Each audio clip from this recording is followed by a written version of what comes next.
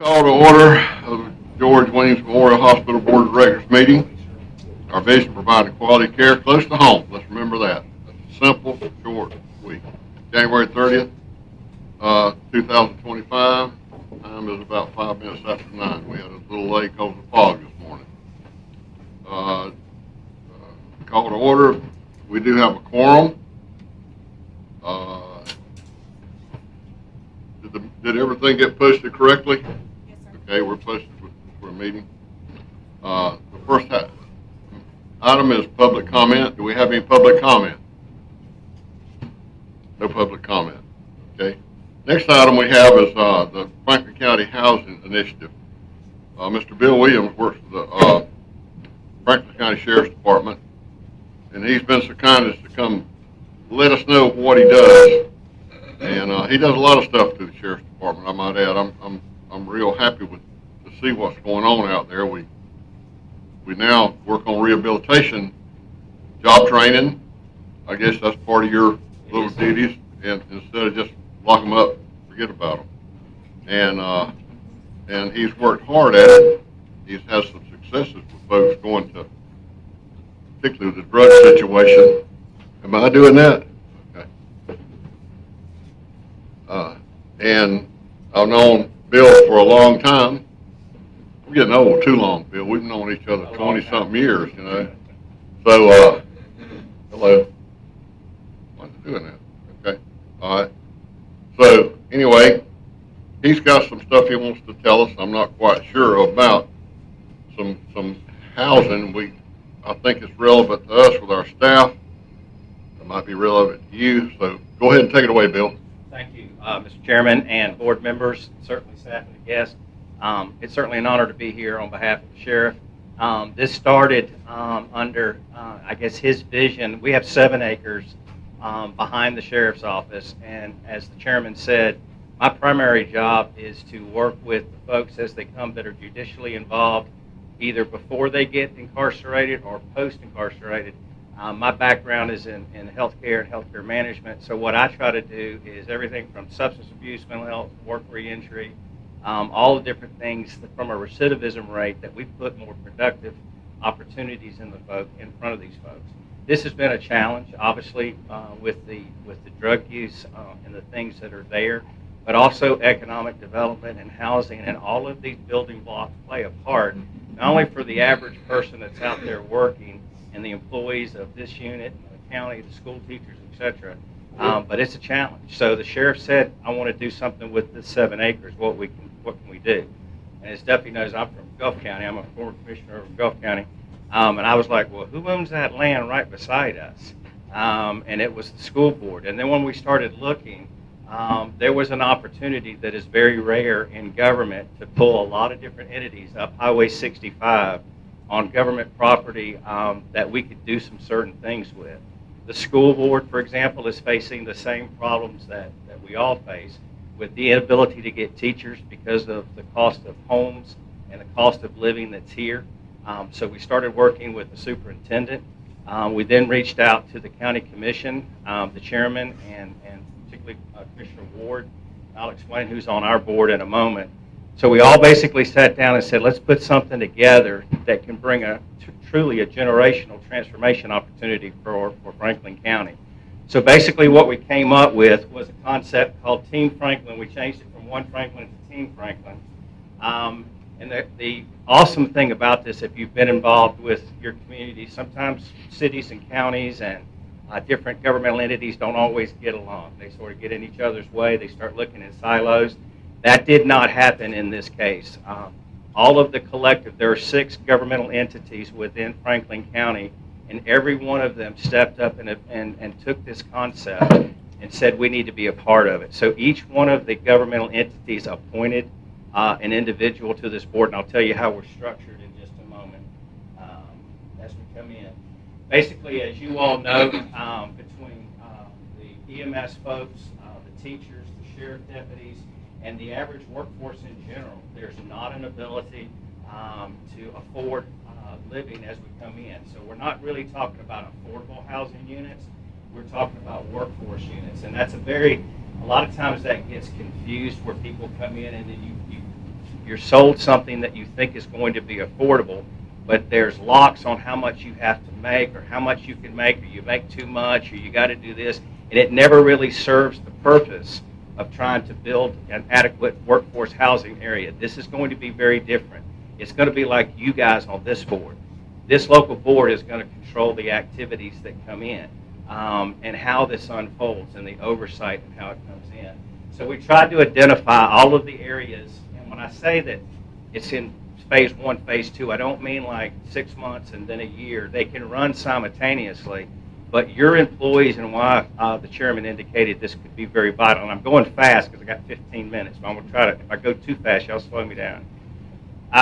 But your employees now will qualify to be in this first phase. The EMS folks, your nurses, your CNAs, the different folks, the phlebotomists, all of these folks will be able to come in there. And I'll show you how this is going to work as we unfold. Basically, we wanted to be very creative. Again, sort of a background in government. We want to do a thing that's called a public-private partnership. Florida statutes are very favorable to bringing the private sector into working with the governmental sectors. They bring a lot of ingenuity, they bring a lot of resources, intellectual capital, and money to the table. So we wanted to structure ourselves so that we could have partners and build this in conjunction with each other. And if any want the statutes and things, but here's the numbers, the 255065.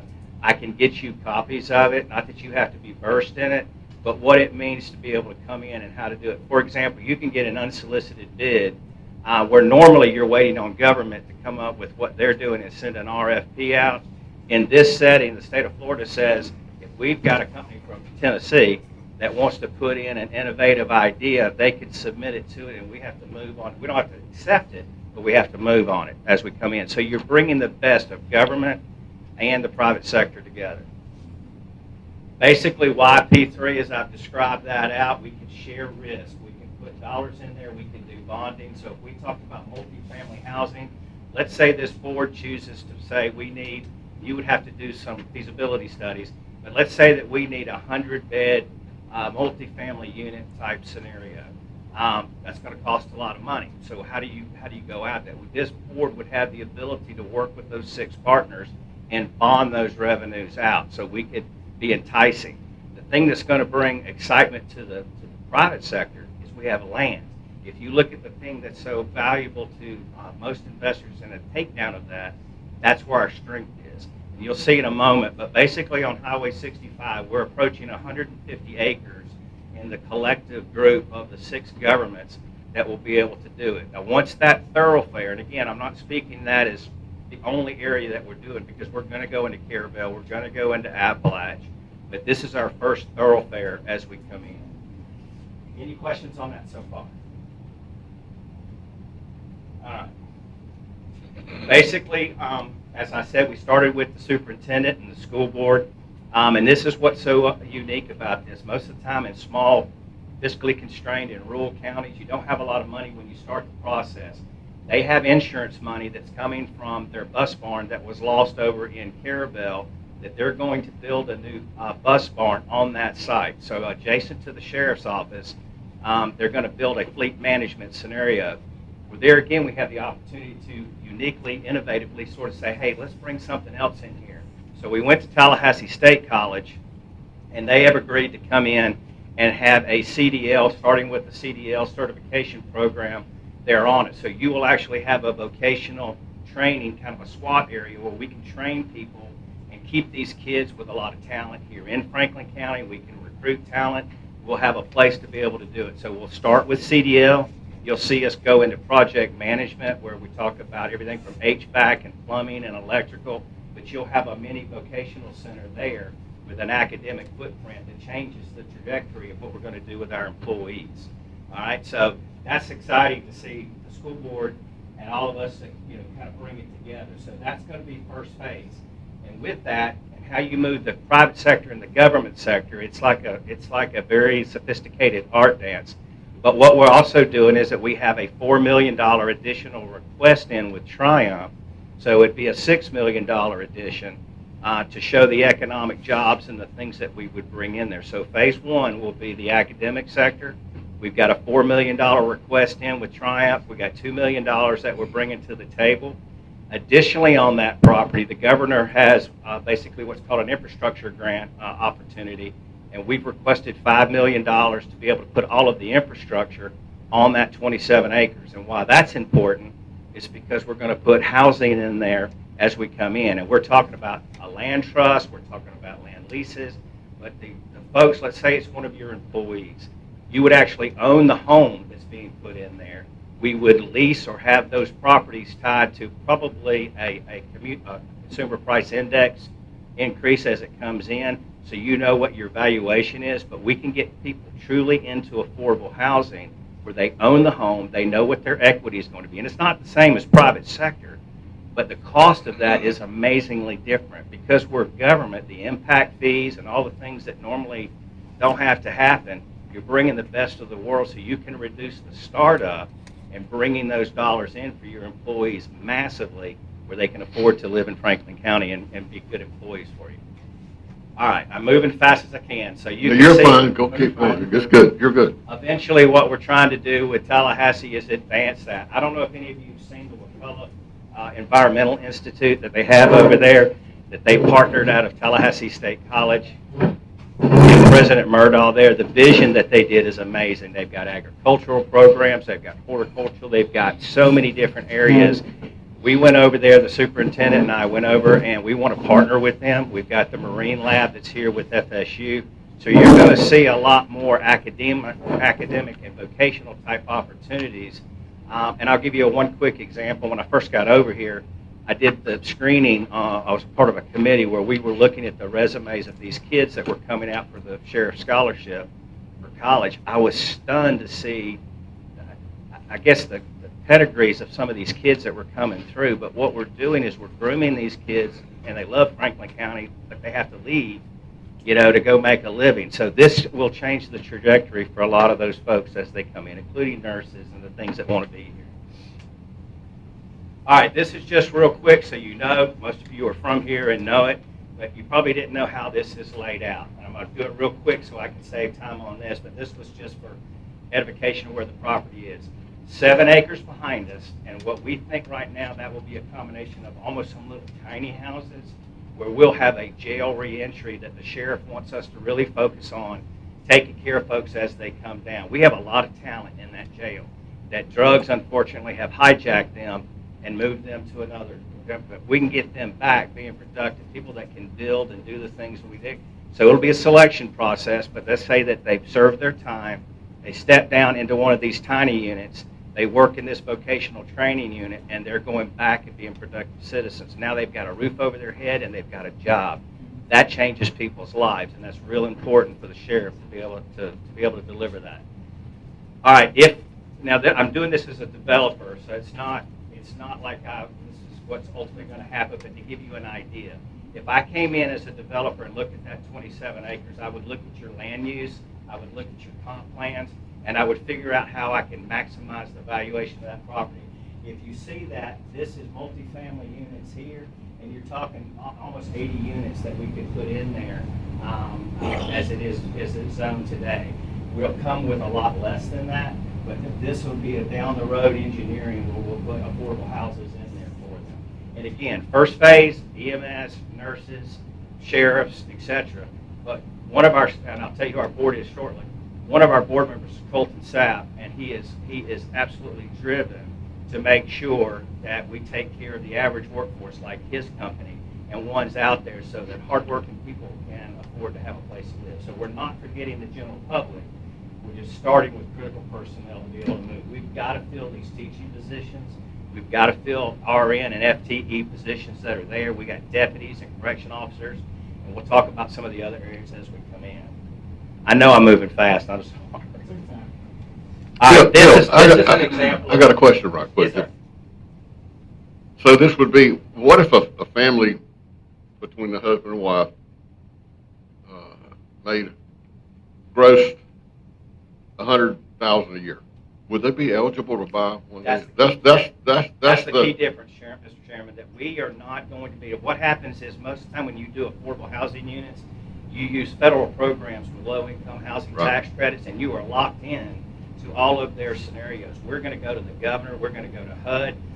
There's a new secretary of, and I'll talk about opportunity zones, and I don't want to get it befuddled, but this whole area that we're talking about is in a federal opportunity zone, and I don't know if you are familiar with the federal opportunity zone, but it was put in 2017 with President Trump, where basically these people have already made this money. This is not a donation, et cetera, from the county. These are capital gain-based dollars, and if you get a company that comes in and invests in that area, and they stay there for a 10-year period, they pay zero on capital gains. That's where we would go out and find the right businesses to partner with the county to come in and do it. So we're not looking to lock you in. If a family, like our deputies, most deputies work a couple of different jobs, side jobs, etc. You know it from the corrections world. We don't want to punish those folks. We want to enable those folks. And so we're going to go try to go around those lock-ins that you just talked about. Okay. Let me go back to this real quick. This is the kind of little tiny houses that we're talking about for the sheriff. So that when you got released from the inside incarceration area, you would come into a unit, we would work with you in career source, et cetera, to make sure that you had a job. If you're looking for vocational training, we would partner with those groups. Opportunity Florida, we're going to bring all the governmental entities to bear as we come in and go in. But that's kind of where the sheriff, we also looked at a temporary shelter for some of our homeless population, to be able to stabilize them and move through and get them to, particularly with some of the laws that have just recently changed with the homeless population. All right, this is the acreage behind, and this is where you get clever, and this is what I wanted to show you again. This is how it's zoned right now behind the sheriff's office.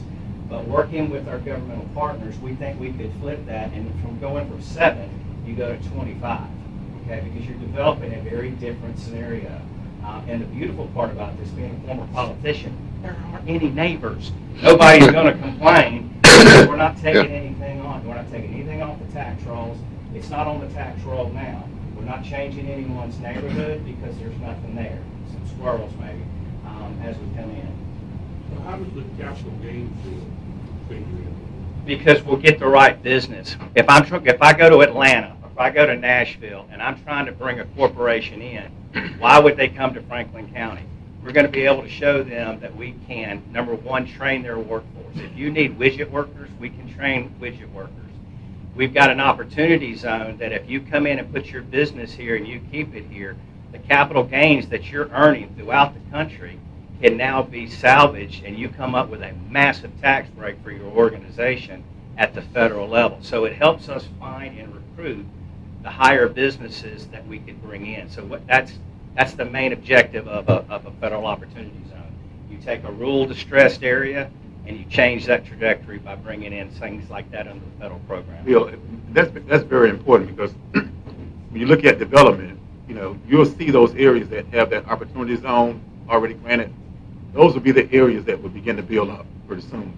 Now, East Point is the only area, maybe in the county of Carolina. That's the only one. It's the only one in the county to have that opportunity zone. So you're going to begin to see development coming in, because these businesses, if they invest, they don't have to pay the capital gains tax. But it happens all over the United States. So that's something to further that explanation, if we've got workforce housing, like if you were the CEO and I'm bringing you in, I can make an economic argument. I can make a moral argument, like working inmates. I'll give you an example. Dave's Bread. I don't know if you've seen that on the shelves before, but that corporation was started in Oregon. Now it's owned by Flowers out of Valdosta. But they basically, his son served, I think it was like 13 years in prison. But he wanted to make a commitment and change people's lives. So I contacted them to see, is this something that would work, in the process. It is good bread. It is good bread. And they said, absolutely. The only thing you don't have is you don't have a distribution route to I-10. So here again, this is where we would work with our commission and our government partners to look at what's called a strategic intermodal system, where you get on DOT's wavelength. You have to be on that work plan to look at a connector route up 65 so we can move product as we come in. So this is a massive undertaking. It's almost like building a Little League field. If we get a lot of moms excited about building a Little League field, we're going to get a Little League field. So what I'm trying to do is get y'all excited, get the community excited, and demand that we get this done. And the fact that we've got a core central group of all of our government leaders It's an awesome thing that could happen for the county. All right. Oh, let me go back. That's what I was just telling you about some of the federal opportunity zones, working with the DOT, working with all the different grants that are there, and that's where we would get identified. On February the 10th, and I'll send David an email, but we have Opportunity Florida coming in, which is a group that develops workforce and all those type of things throughout the Big Bend area. If you see that information or if you need information for it, I'll be glad to send it to you as you come in. All right. These are, again, sort of the acreage. You can see what's adjacent to all these different properties. This is real important, I think, to you as well. The East Point Water and Sewer is a partner with us in this, and they have 42 acres off of 65 as well. They sold 3 acres of that acreage to the county. That's where your new emergency management center will be going. We look at it from a standpoint that we could work with our academic partners, either FSU and or Tallahassee State College, and we could advance drone technology, cyber technologies, etc., because most people don't think about Homeland Security, Department of Justice, the things that law enforcement will bring into this as far as the training scenarios. So you'll have the acreage with your emergency management center. We also think there's a great healthcare component there. When we start thinking about assisted living facilities, long-term care facilities, what you guys may ultimately do with your facilities, that's why we need you to partner with us to help mastermind and strategize the long-term plan. But if we can build an academic vocational complex on the school board property, and we can build a healthcare infrastructure and emergency management and those things over there under the sheriff on the other side, we got a winning ticket up Highway 65. Okay. This just shows you where their properties are. This is when I went to all the board members of the different counties, and they have all approved this concept. And again, it's in process, and I don't want to over promise something. I mean, we're trying to figure out what is the best structure, how do we do the land, but to say the least, we're coming to a theater near you as we put this together. These are the board members that have been appointed from the 6 different boards. Commissioner Ward has been appointed by the Franklin County Board of County Commissioners. That's her district. She's been a great member in helping us put this together and the vision that she has. Colonel Coulter just got a promotion, so I got his name in there. He's the representative that the sheriff appointed. Melanie Anzetta is the school board. Commissioner Elliott from the city of Apalachicola. Mayor Sabrina Brown from the city of Carabel, and as I mentioned earlier, Colton Sapp from East Point Water and Sewer. So we're in the develop it phase, go get some money phase, because right now we're trying to build a forest, and I don't have any trees, but we're trying to get there as we come in, so we need your help. And with that, Mr. Chairman, I'll end and answer any questions. I think it's wonderful. You've got a good, strong board there, too. What can we do?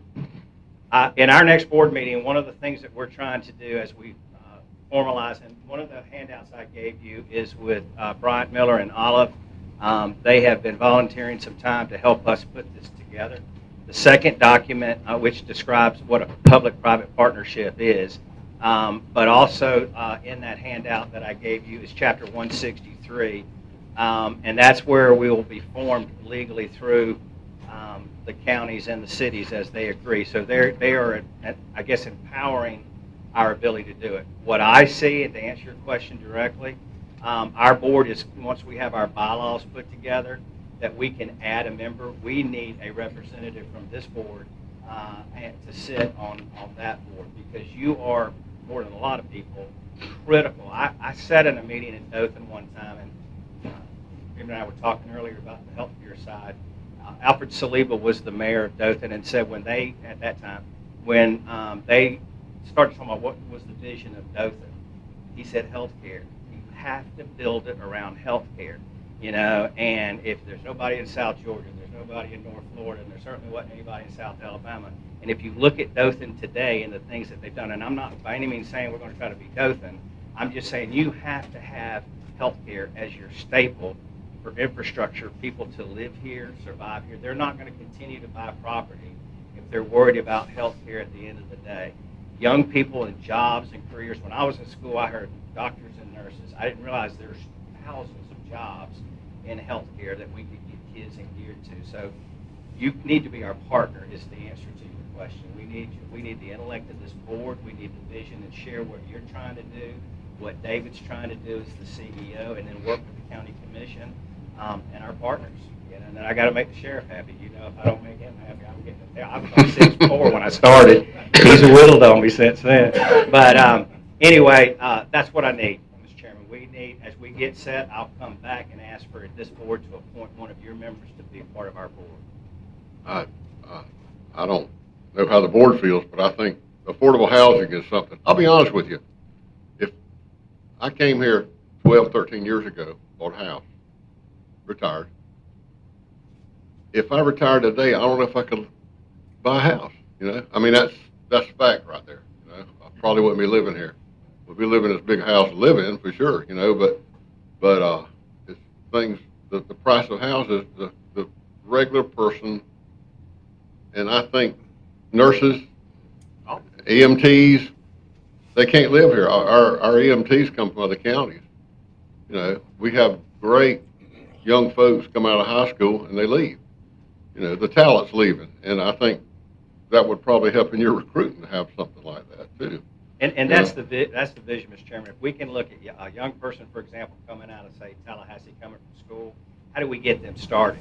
And then we look at those retirees that can't afford to live on, say, George Island, but would love to have the amenities and the quality of life that Franklin County affords. How do we bring those retirees in? So there's a different structure, but we do it surgically and we do it strategically as we're marketing those folks. Well, we were talking earlier about some of the healthcare components. If we bring in, as you're trying to bring in different positions in and things, where would they stay? We could have housing that could be utilized because the other element, and I don't want to digress, but the sheriff this year, we did it last year too, we're putting in a 32-bed specialty unit request that can handle really high acuity based substance and behavioral health, co-occurring kind of mental health issues of the 4 counties. So Franklin, Gulf, Liberty, and Calhoun sheriffs have come together to be able to do that. Good. They need to do that. Absolutely. I've been saying that all along. These small counties need to get together on Well, that. the sheriff is leading Good. an effort Good. of bringing them together. So our goal in the legislature is to do that. But also, if you saw last year, all the money that was put into the behavioral health teaching hospitals, we want to be able to say, look, you have to do some of that in this behavioral health side because we got folks in trouble in the rural counties. So we want some of those doctors to come through here and do their trainings. We want some of those nursing and different specialty areas to come through and do their trainings. Psychiatrists, psychologists, the folks that we need on the correction side and the law enforcement side. So again, very complicated process, very large process, but it all starts with a footstep doing it together. And I think this is there, and that's why we're here today to show it to you. You want to dig a 10-foot hole, first thing you got to do is put a shovel in the ground. There you go. That's There it. you go. That's it. Any questions? Anybody? Comments? Well, I just think this is going to be great for our community because we have staff now, well, people that want to work for us, but we hire them, but then they can't find housing, and they leave. We were in a meeting yesterday. We have somebody that used to work for us, now want to move back in the area to work for us, but now they look for housing. So they probably going to move to a place that they can afford the housing, Yeah. coinciding with how much they get paid. So this is very important, that partnerships. I'm glad that we have this going on, and whatever we can do as a health organization, I'm sure we'll be part of it. Well, strategically, one other thing that comes to mind, as the chairman and you were talking about what could you do, and certainly with your DOE, but if you guys start looking at your FTE projections and sort of where you're trying to go in a kind of strategic framework, that's what we're going to do with school teaching. We identified initially, I think it was like 32. We had 15 positions that were open with teaching immediately, and there was like 33 that were living in very high-end rental areas that could be salvaged. So you're talking about 50 people. Once we start putting those feasibility studies and we know what your needs are, that will help us go to the market. So we've got a market certain variable because they're going to want to know about the land, the private sector. They're going to want to know about the land. They're going to want to know about all the metrics that we're going to bring, that workforce, et cetera. But they need to know how many people we're going to hire. So when we start going in and doing those things, I need those numbers from you as well. But that's down the road, but we'll work on it. Well, I think Well, I appreciate y'all's time. I Thank you think for so. the invite. Thank you. Yeah. Very Thank you, much. Bill. Yeah, This is one of the best things I've heard lately. Thank you. Thank you, Bill. That was good. Very good. You can get to his other meeting, please. All right. That was real good. I'll just say too, Bill's worked with him multiple times on different patients, but I haven't had resources to get them home, to get them discharged, to get them power, different things. So, great guy and a great asset to the sheriff's department. Yeah.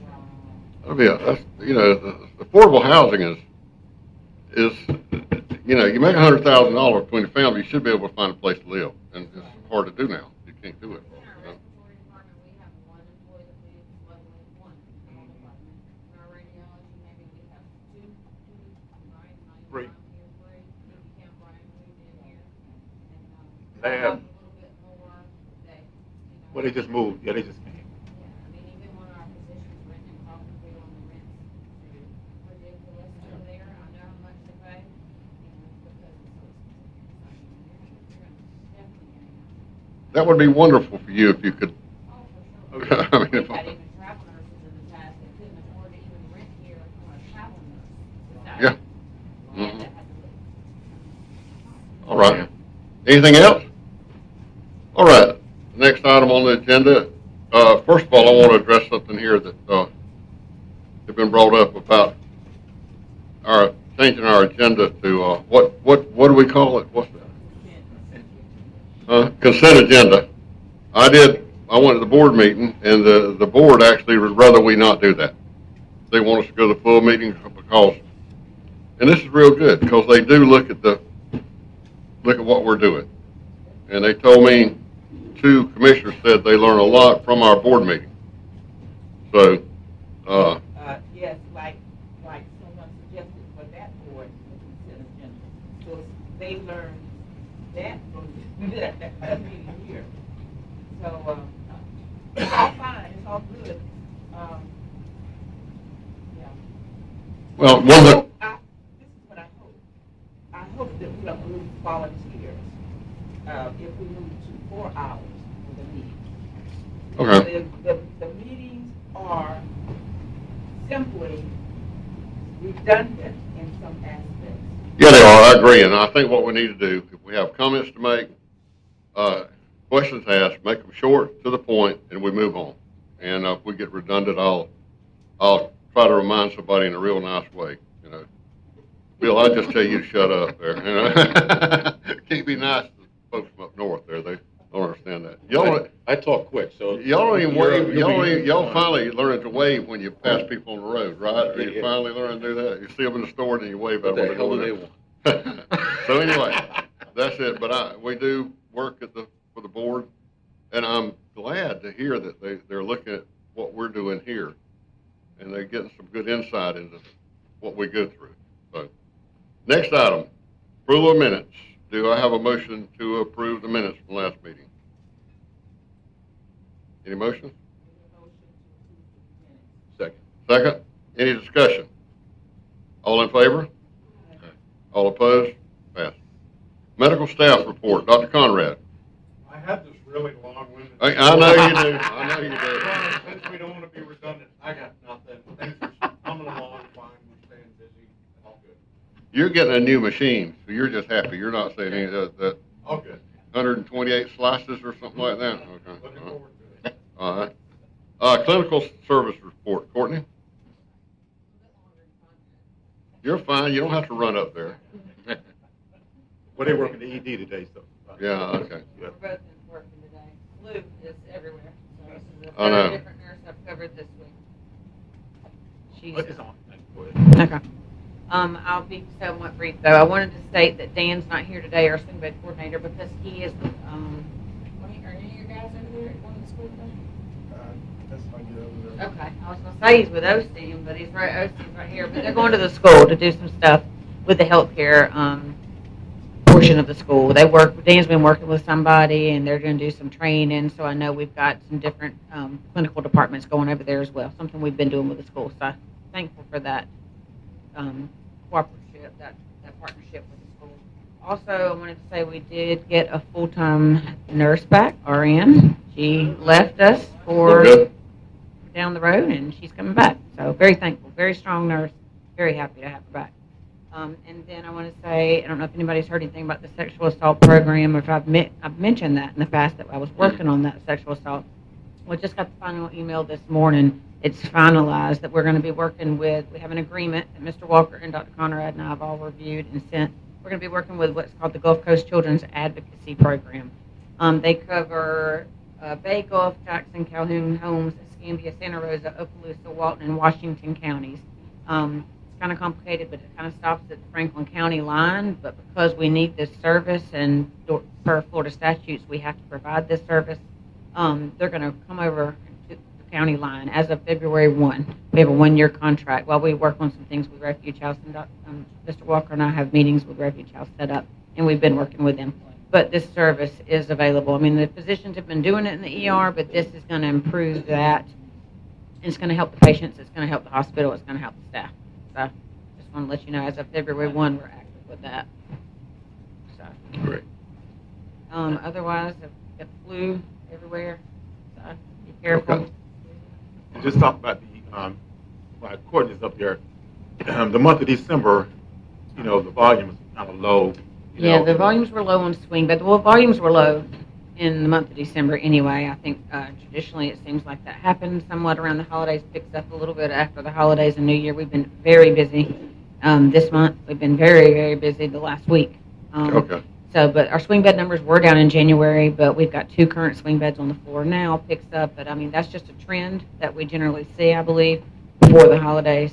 So nothing unusual. You're not going to usually bring a lot of people in here to swing right before Christmas and the holidays. Last year we did have a couple, but one of them was our own that had knee surgery, so but generally I think that's something we see that time of year anyway, but it's definitely picking up. It has picked up. We lost 2 or 3 days to cold weather too, didn't we? Yeah, we lost, but this month we lost 2 or 3 days of cold weather. We did. This We were month, closed it'll 2.5 be- days to the weather. Yeah. Just outpatient services. We didn't close or transfer anybody off the floor like we have to. We close the hospital or have a storm coming. We actually took in a patient from the health department, one of their patients. We work with the EOC and the health department. We take in patients that don't have heat and stuff. And we had another one that came to the ED and just stayed a little while when the power went out. And we put them on oxygen. One didn't have heat and was admitted for a few days, so things like that. So there's a lot of things that we do when we have storms in the community. Like Courtney mentioned, we partner with the EOC, that's the Emergency Operations Center here, with the Department of Health. And they may have special needs patients that, may be on oxygen in the homes or may not have any heat, may need some type of service. So with Dr. Conrad Health and Courtney, we partner, we bring these individuals here here at the hospital. So anytime we have like an outage going on, these are things behind the scenes that we're doing, working, getting these individuals in the community here so they have the proper oxygen level that we have, They need help the most too. Yeah. The most, yeah. Any questions for me? Anybody got any questions? Okay, thank you, Courtney. EMS report, Mr. Osteen.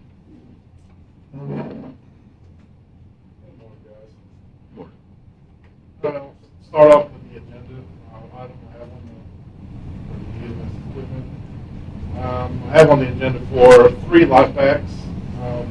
Back in December, when we found out, the Stryker came out to do our maintenance on them. They notified me that 3 of the life packs were aged out. This being pretty important equipment for us. So I went ahead and got a proposal got a quote for the life pack 15s and the life pack 35s to replace the ones that are going out. As y'all can see with the proposal there, the life pack 35s are actually cheaper, and they're the newer ones. They do not come with the service contract. That is something that's separate. However, I have made contact with Stryker about the current contract. Because the 3 that are now not on the contract, so there's 3 that are in limbo. So I've got with them to see if we do purchase the new ones, if those can be put on those contracts to fulfill the time we have left on them. Can you explain to the board, the meaning of the life packs, what it does? The life packs are the heart monitors on our trucks. They're the built-in monitors, defibrillators, we can do 4 leads, 12 leads, 15 leads to be able to determine if somebody's having a heart attack or somebody's having whatever kind of rhythm they're in. So it's all heart related. Did we get any other quotes? Just one quote? I got the ones for the LifePak 15 and the ones for the LifePak 35. From the same company, or Just Stryker, yes, sir. we want Just one? Stryker. Is that the best product out there? That's the one we've always, that's what we're familiar with. That's the one we've always used. I can reach out for other equipment, but You we're not feel familiar with more, them. it'd be retraining, and you're Yes. happy with Stryker, right? Yes, we're happy with what used to be Physio Control, but now Stryker's bought them. And they're the ones that provide the LifePak pain brand. They get good service too? They do. They come out at least once a year to maintain everything. And they also do our portable or our hands-free CPR devices, the Bluetooth devices. They also, that's a Stryker product, so they maintain those as well. James, what's the reason why they're dropping those 3 product lines from the service? This version, this is the version 2, they're dropping them, but they said they can maintain them still. However, they're no longer on contract because of the age of the unit. They after 8 years, they age out. Yeah. And I've talked to the guy at Stryker, and they're saying that they're trying to transition everybody into the 35s. And they said within the next 2 to 3 years that they're not even going to manufacture the LifePak 15s. So it'd be hard to get parts. They break. Right now, the ones we have, it's hard to get parts from. Parts are scarce. Even though they have LifePak version 7 now, the version 7 parts aren't compatible with version 2 parts. Talking about software, you talking about Our hardware, printers, motherboards, everything. so the software is involved in driving why it's out of date. Right. So you'd be able to take these, replace the old ones, no further training, everybody's comfortable with them and everything, versus something else that you would have to, There may be a little bit of training because these are a little different. I understand a little bit, But, right. Yeah, nothing crazy.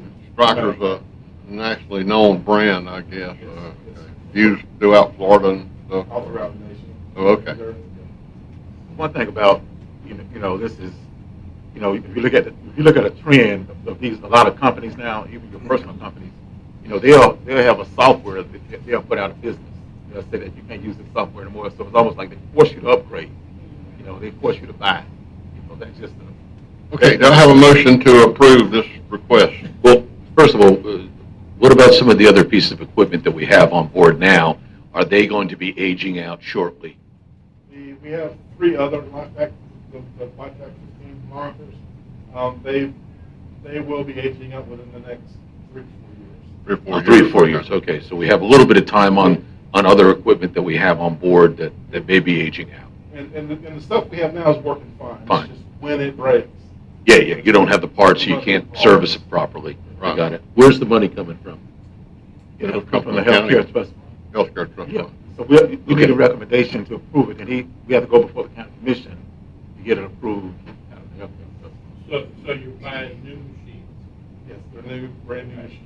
so then it's gonna come out of capital outlay. Yeah, capital outlay. Okay, do I have a motion to approve this? Motion. Have a second? Is there any further discussion on it? Anybody? All in favor? Aye. All opposed? You got it. And also, while James is up there, now he'll be back probably next month because he's doing some research, for a new EMS vehicle. Because we have to put them in maybe 18 months. They're 18 to 24 months out right now. Yeah. That they've been purchased. However, they are opening a new another factory. I'm sorry, it's a they it says in Fraserville to manufacture our ambulances. They are getting a brand new factory, so they're going to have 2 factories. So that will drastically reduce the. I do have one question. This is good stuff. This is, Stryker is like top of the line, right? Yes. That's what we want on them ambulances. I don't want to play with that. So there's one per vehicle? Is that how it works? The heart monitors? Yeah. Yes. They're not portable, they're just They're- installed in the vehicle? No, I mean, they're portable. You can take them out of the unit. So if we have a unit that has to get into a backup truck, then they'll take it out and put it in the backup truck. I mean, you move them around. They're not installed You have, permanently. are they on a one-to-one basis as far as the way our inventory of them are right now, as far as one truck, one machine? So we got 7 trucks, we got 7 machines. Right now, it's on a one-to-one basis as far as backups. You have one backup per, so we have 3 primaries, we have 3 backup machines. Okay, good. So we have 3 other LifePack 15s currently that are in the storage that are available, so if something breaks, we can grab one. They're on the shelf. Good. Anything else? Just rolling over the month numbers from last year, we finished with 1,845 calls on the year, which is down. We did a 70% transport rate overall. This year's starting off pretty good. We're up about 73% transport rate. Good. We got Yeah. the, Randall, not Randall. Randall's on my mind this morning. Randall is on my mind this morning. James and I, we were talking about the overtime rate with EMS. EMS overtime is already built into their schedule, but then they have individuals that work extra overtime, when they don't have any staff. So in order to keep like 3 trucks running in the county, we have to have, our EMS personnel work above overtime rates that we normally have. But James just hired, 2 people. They're not working yet, but he just hired them, so that should helpfully reduce that. One part-time EMT and 1 full-time Yeah. paramedic. Yeah, so that will help reduce that overtime.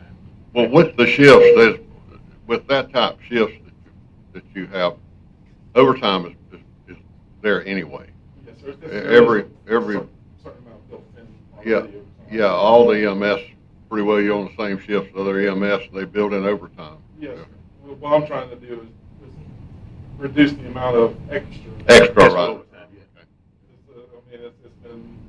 It's been flowing free here in the last couple of years. Oh, yeah, sure. Understand, we gotta hire people though, you gotta have them. And also, community outreach. Oh, yeah, community paramedics program. Community paramedics, community outreach. We've been working with, or I've been working with Colleen and the board. We just handed off 2 AEDs to the Appalachian PD, so for their patrol vehicles, and we're working still elsewhere to put more AEDs throughout the community.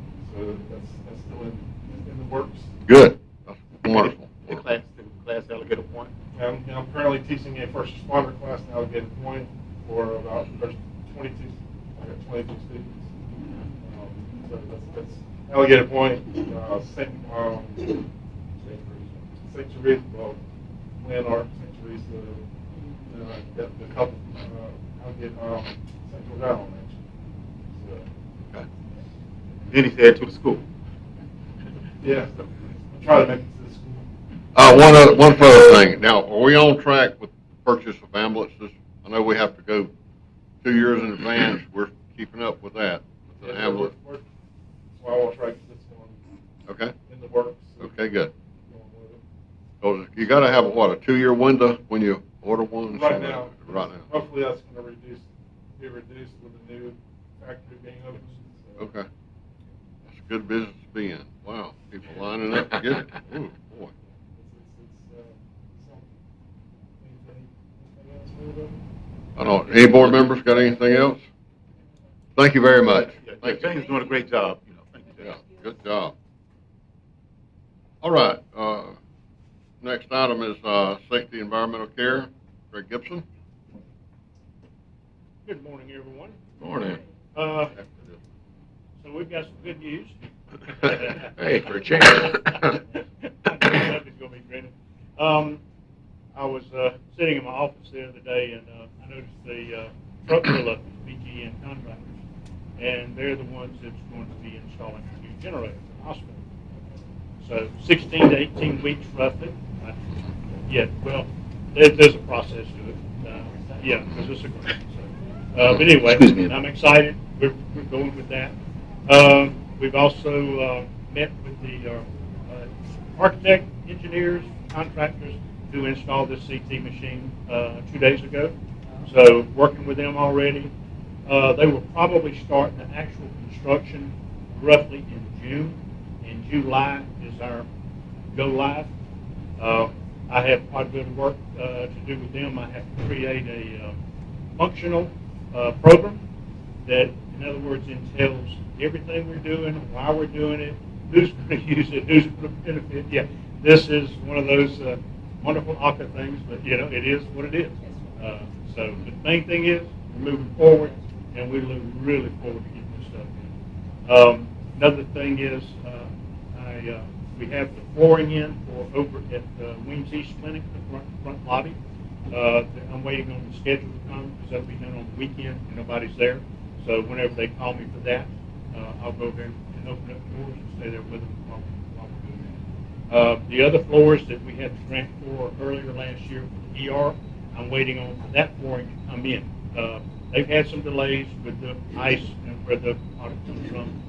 So that's been kind of delayed a little bit. Just as soon as that comes in, we'll get that installed. And of course, that'll be installed kind of here and there, probably 2 or 3 o'clock in the morning when we are not that busy in the ER.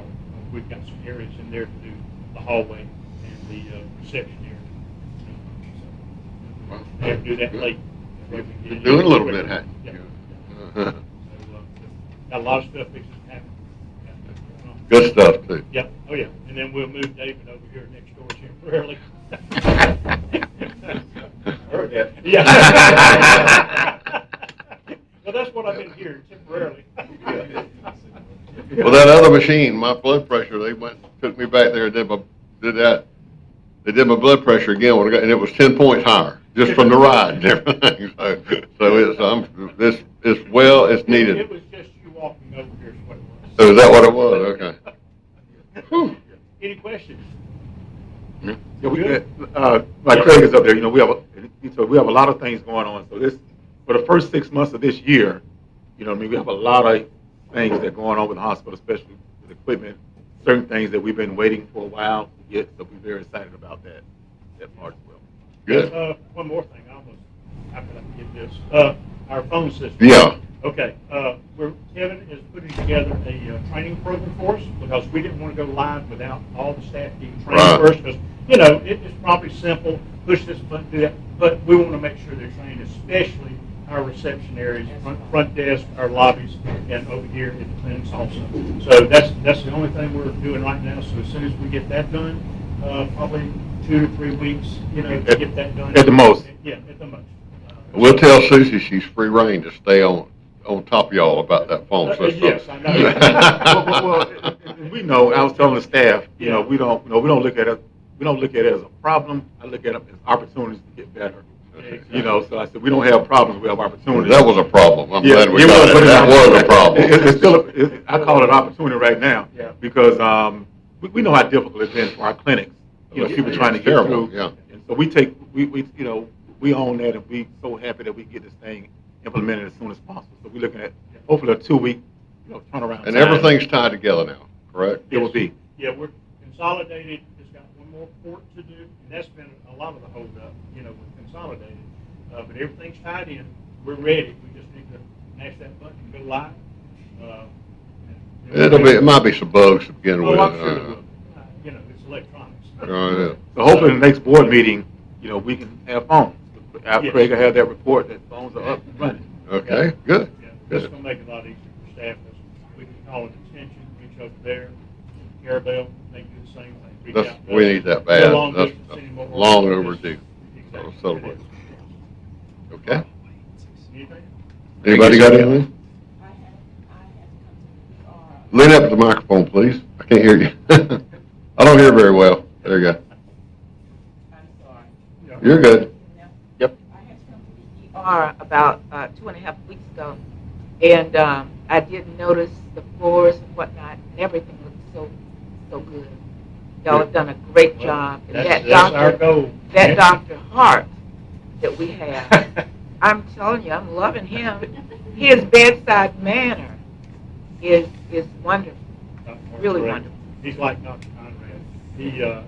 He loves his community. Yes. And I believe some of his family has been here. I know Dr. Conrad had his grandparents and everything here, but Dr. Hart also has that relationship with this county. Yeah. He sure does.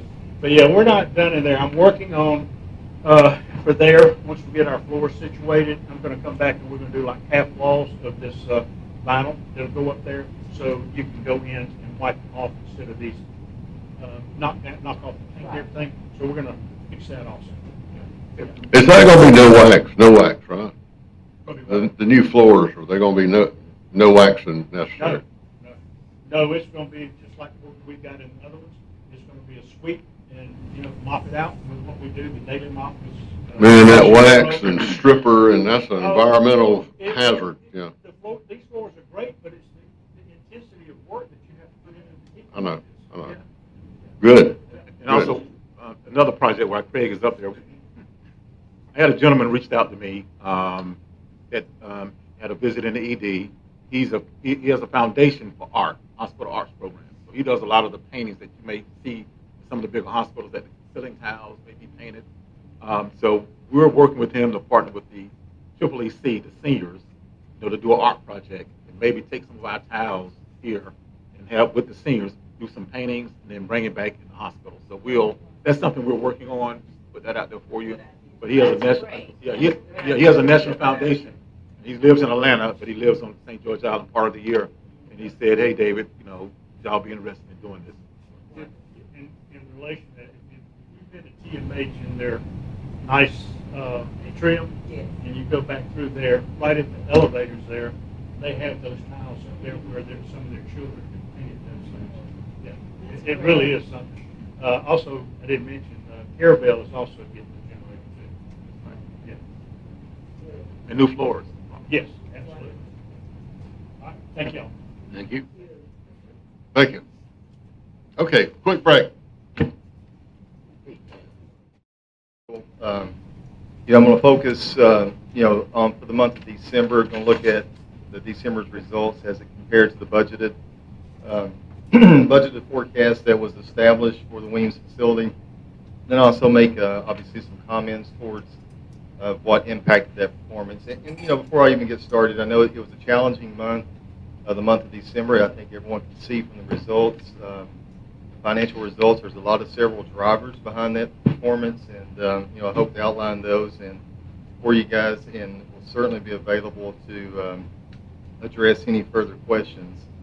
So for December, when you look at the overall net income for the month of December alone, the hospital did finish at a negative $305,000 as compared to a budgeted loss, so there was an anticipated loss within the budget of $85,000. Now, for the 3 months, though, from a fiscal year-to-date standpoint, again, we are a 9/30 fiscal year-end facility. So for the 3 months that ended this fiscal year-to-date, the consolidated net income finished at a negative $466, with this month of December being that significant driver behind that 3-month performance. So as I mentioned, I want to talk about some of those key drivers that did impact the results. Again, like I said earlier, it was a challenging month for the organization, but there, hospitals do experience that, throughout, and hopefully I can outline, those impacts that happen here. Gross patient revenue, again, that's your chargeable revenue. As I mentioned many times about the services that's provided here, we did finish just under $1.1 million. Again, that's the overall performance, $1.1 million, which was down about $455,000 or so, or 29% versus budget. Those patient revenues, as I've mentioned, with the challenge this month, was down across all service lines. I think you even heard Ms. Rothstein, as he mentioned, the EMS was down as well. So we did see some down activity in the month of December.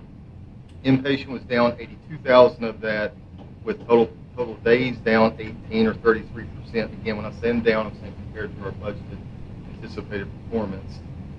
Swing beds did represent the majority of that decline versus budget. I think you heard Courtney and team mention their continued focus and efforts to identify swing bed appropriate patients as well, to keep them in the community here in Franklin County. Outpatient revenues were down approximately 320 or so thousand versus what we had budgeted. Within outpatient is, and I've said this in past meetings as well, within outpatient is our ER that's categorized as outpatient when you're looking at the financial performance. Those revenues were down with our ER activity down. Again, I'm saying down, again, referencing to budget. It was down about 100,000 with our ER visits down 112 or 24%. We averaged about 11 visits per day, whereas the hospital had been averaging about 14, 15 visits per day. So again, that activity was down for December.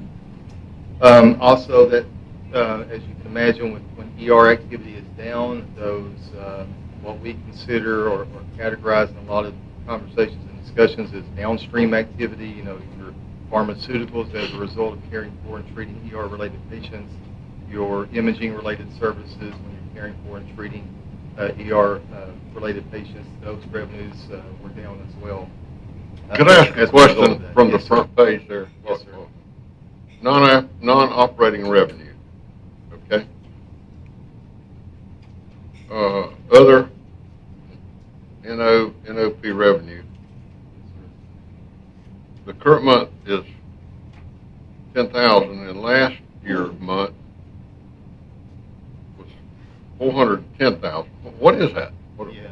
Well, that's a big variance right there.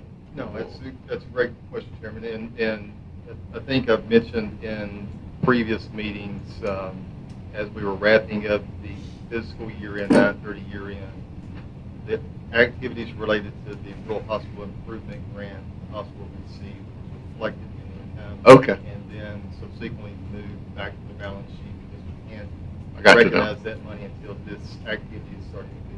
Okay, all right, I got you. Previous was recognized and moved back to the balance sheet, recognized when the services. Got it. Just a couple other more comments on the on those challenges. Mr. Olson mentioned the EMS was down 22,000 or so. Both billable and non-billable trips runs were down, and then clinics also did experience some declines as well, down 18,000. Their visits were down 112 or 18%, and down versus budget. Net patient revenue, the cash we anticipate receiving for all these services that's being provided was down as a result of those volumes being down 206,000 or 25 versus budget.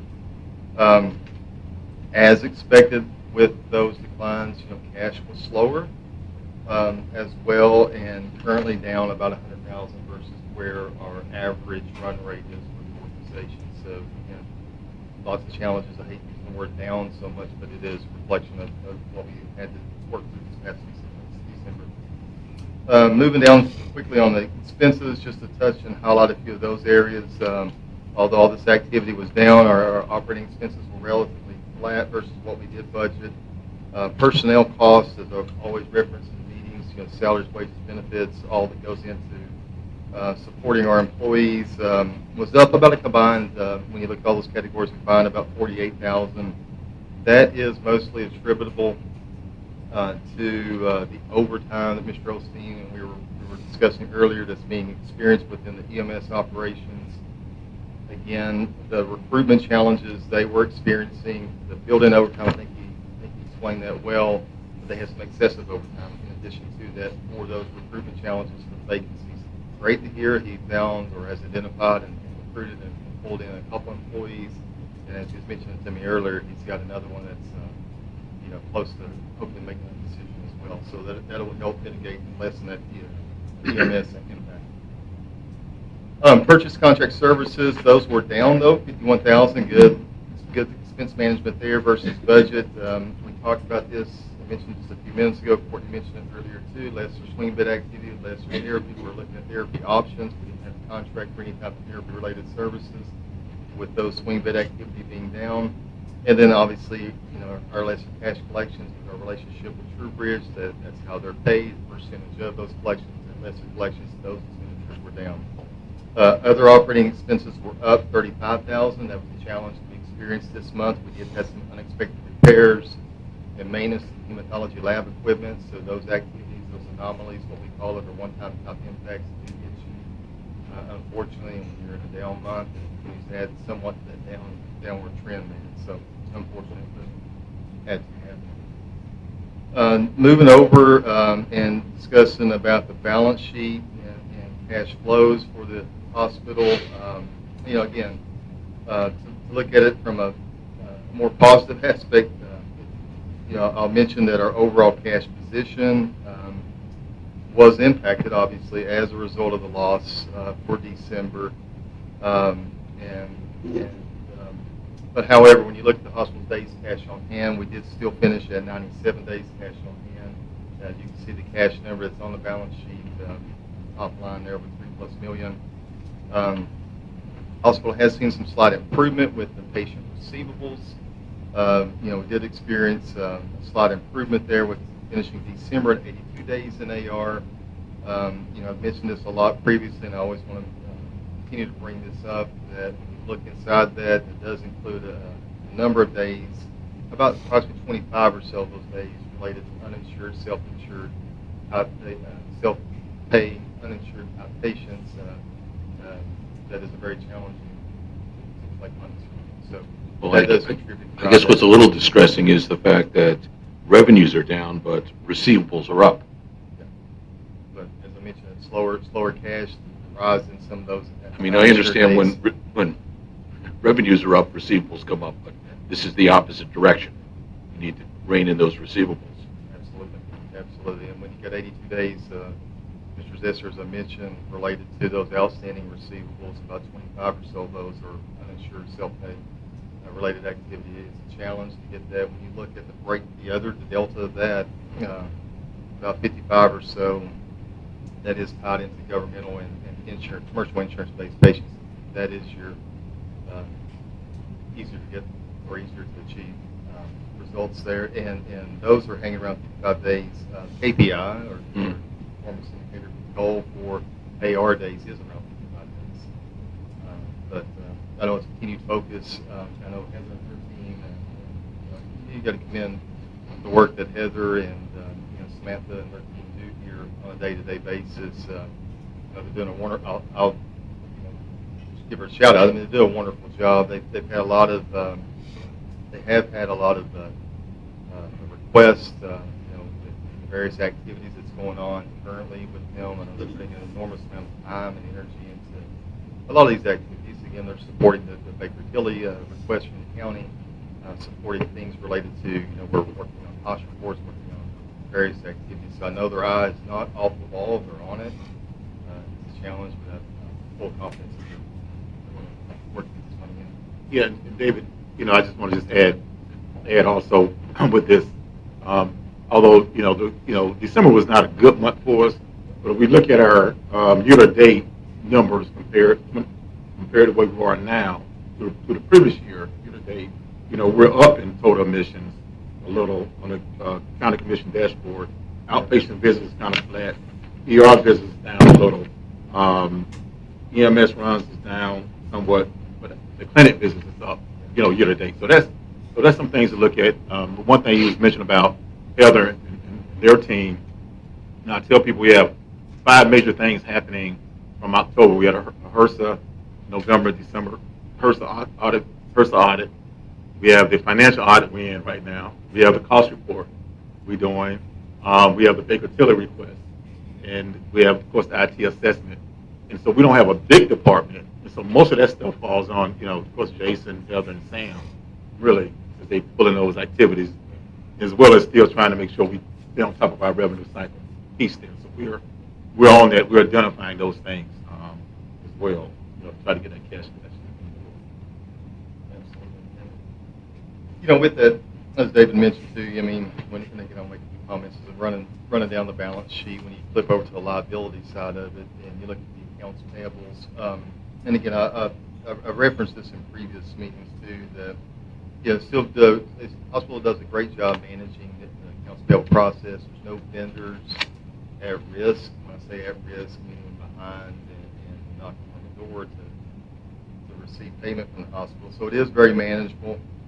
And again, what I want to bring that clarity around, AP looks to be a big number when you look at it on the sheet there, but I'm going to mention again for everyone what's inside that number. And the way the current accounting system categorizes that AP category, it includes various activities, what we would say deferred revenue or current liability related activity for previously recorded hospital grant receipts are in there. Again, those will be moved out as items are taken and put into service, but they are reflected as a payable in the event that that item never comes to fruition. That makes sense how I'm describing that. So if we never put the items into service, into fruition, those monies would be due back to those respective grant issuers. So that money is reporting on the balance sheet as well as the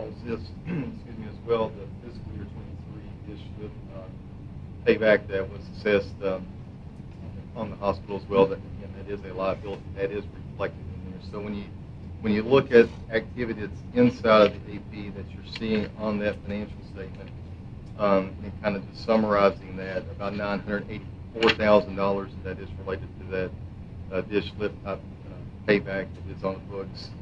About 876 or so thousand is related to those grant receipts, as I mentioned there as well, and then about 332,000 or so, give or take, is what is sitting on there related to actual vendor, I would say, payables for the service that's being provided inside the hospital. Capital-related spend, sidebar with Mr. Berry earlier too, but capital-related spend here obviously continues to be minimal. It's obviously for mission-critical needs, but I think as Mr. Osteen brought forward and we talked about, I think one of the things we're going to suggest and hope to work on going forward is, and I thought Mr. Zesser brought up a good point about this earlier too, is a capital budget that identifies maybe a 3-5 year type look at items that we know that may be coming out of service that we're going to need to project ahead, know that we're going to need to make some potential purchases down the road for those items. So it kind of gives you that snapshot of capital needs and upcoming capital needs. How much cash on hand we got? Cash on hand did finish at 97 days. How much? 97 days cash on hand. 97. Yep. Finished December, 97 days cash on hand. Okay, I Cash missed over it. $3+ million. That's pretty good. In your experience with these small hospitals, That is helpful. Our trend lines are running just like 2022. So, did we take a big loss in 2022?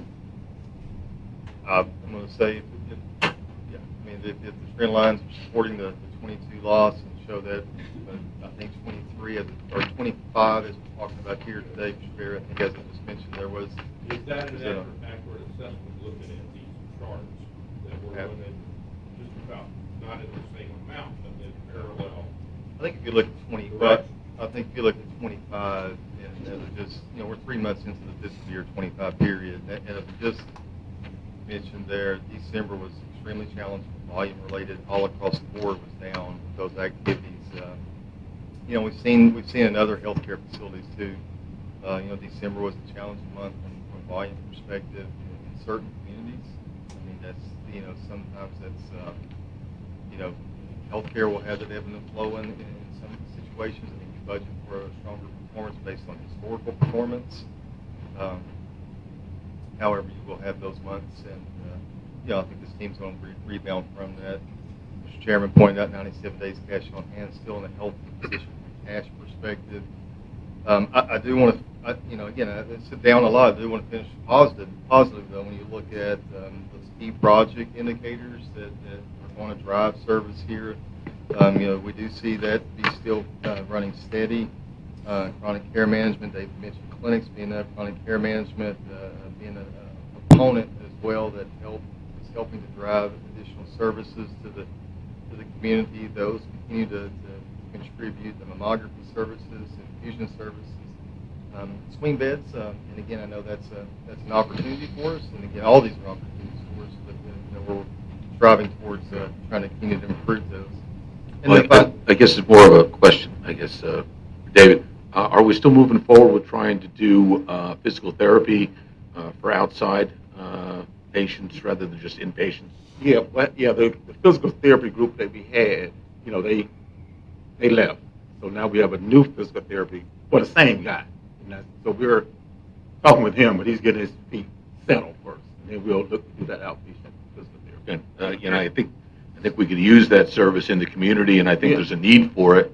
Yeah. So if we can put it together, I think it would be another revenue generator for us as well. Yeah. It is a need for it. And matter of fact, Bill, what I do, They need to accept CHP too. Yeah, if they tie with the hospital, it'll be our program. So, we'll accept CHP. And David, what we'll do, we'll Bill also, we'll add this part of our key project list. 50 miles. Yeah. We'll add an outpatient physical therapy so we keep it on our radar. Okay. Yeah. That'd be wonderful to have. You have to go a long way here to get physical Oh, yeah, well, you got outpatient, you got to go, if you got CHP, you got to go to Tallahassee. Yeah. If you don't have CHP, you go to Gulf County. And then lastly, I'll mention, and David kind of mentioned this a little bit earlier, again, finishing positively, when you look at the financial and operating indicators, and it's in your packet as well, for that 3-month fiscal year-to-date period that ended, the hospital has experienced an increase in total admissions. So back to, like Mr. Perry's reference of year over year, which he's looking back at maybe a couple to 3 years ago, but if you look at where we finished over those 3 years snapshot, hospitals up with their admissions, clinic visits can be strong. Those are up, and certainly that versus those same periods in the prior years. And Mr. Chairman's point about the 97 days cash on hand, we look at total cash collections and total cash collections. That did improve as well for the fiscal year that in a 3-month period in December versus those prior years as well. So total cash, and that's cash patient services as well as cash outside of patient services. That total pot is up versus where it has been the past 3 years. So that's, I think, a good note to finish on as well. Yeah, and what David said, if you look at the operating indicators year-to-date 2022, and you see where we were there, then at the end, right here in 2025, you see those, steady progressing as well. And it's amazing, we're in the healthcare business, and it's almost like, we're not wishing for people to get sick, but we want to take care of them when your numbers are down. But You want to be here to be able to take care of them. Yeah, we want to be here to be You able want to to take be care of around. Yeah. Okay. But that's all I had on the. Anything else on finances? Yeah, I just want to, one thing, I see here, the swing beds is disappointing. We had 101 swing beds year-to-date back in '23, and we brought people on board to try and sell our swing bed program, and we're down just 77. So that I'll mention kind of is the opposite direction of where we want to run with the swing beds. And I just figured if we're out there pushing the swing beds, supposedly, and we're still not getting the beds, we got to change direction on whatever we're doing to get our name out in the community. Yeah, what happened with that, initially, last year, we kind of like swing bed out of the water. We kind of like outperformed ourselves the last 2 years, really, with swing beds. So when we did our budget, we kind of added a little bit up over there, because we had, a dedicated personnel. And so I met with Dan, Courtney, to talk about some strategies for swing bed. When I saw that number, I was like, wow, And then next week, we'll be meeting with Michael Kozar, coordinator, his coordinator that cover our facility as well. We have some more brainstorming meetings, but I just think that, we just did such a good job, swing bed, 2 years, really. And last year, we kind of like blew those numbers up. And then we just said, well, we can continue that up. And we added to that budget number. We just added to there. But we realized also that, we can do some other things, shake those trees. Has anything changed in the coordination between us and TMA, whoever was going out Yeah, we still, Any personnel changes? No well, person. TMH has a lot of the, not, TMH, a lot of case managers change. You know, so the case managers change a lot. You have a lot of new case managers, but us, we still have our bed person. Ms. Kozar still have their person. Yeah, I had that as part of Of course. yeah, I had that as part of our update. I mean, and Do you Lori. know where I'm going with that question? Oh, absolutely, absolutely, and I can give you some feedback on that too. That you know, this month of January, we did have a meeting on site with TMH. David's referencing Lori Franklin. She's our line care coordinator. She helps to try to identify patients that are in TMH, for example, to be able to help bring them back to the communities. And again, when I say alliance sponsored individual, she does work and help support. You know, the Doctors Memorial over in Perry, Florida. She helps support Northwest Florida over to Chipley, Florida. She also helps support Calhoun Liberty Hospital up in Bluntstown as well, and here and others. But the primary objective there is to work with the team at TMH, as David outlined, the case management team at TMH, is to identify appropriate level patients to come back to the counties that they reside in, and to bring those patients back here for appropriate care. That meeting did happen in January. We're talking more about it next week as well to see how we can continue to improve that. From a mass, I just want to put some clarity around this. And Mr. Fisher brought that up. Great comment. Right, 11 patient days in December. When we look at the stay of a swing bed patient, it's about 12 to 14 days. One patient, so it's one patient. We had budgetary standpoint. We thought we would have 3 patients. We have 1. Again, I kind of put some context around this. When you look at the year-to-date year over here, 77 days this 3 months versus 101 last year's 3 months. This is 24 patient day variance, but 2 patients less this 3-month period versus that 3-month period. So trying to find those 1, 2, 3, 4 patients. I mean, that is that focus, but it means a lot. I mean, it does, and it impacts, and I think that is certainly one of our main focuses in trying to help improve financial performance. Did you answer the question, though? I'm asking, is there any personnel changes in the way we were doing business before, and how we're doing it today, as opposed to did something break down? I'll answer from our side, no. 0 personnel changes from our side. I can't answer from a TMH perspective. They have, a large team of case managers. I can say our focus and our team, but no, there's 0 changes. Have they come back with any feedback to y'all about it being harder? I think the feedback that we looked to identify, did we miss any opportunity there? And meaning, were there patients that could have come back here that we did not get? Yeah. And I think the short answer to that is, there is always a patient or two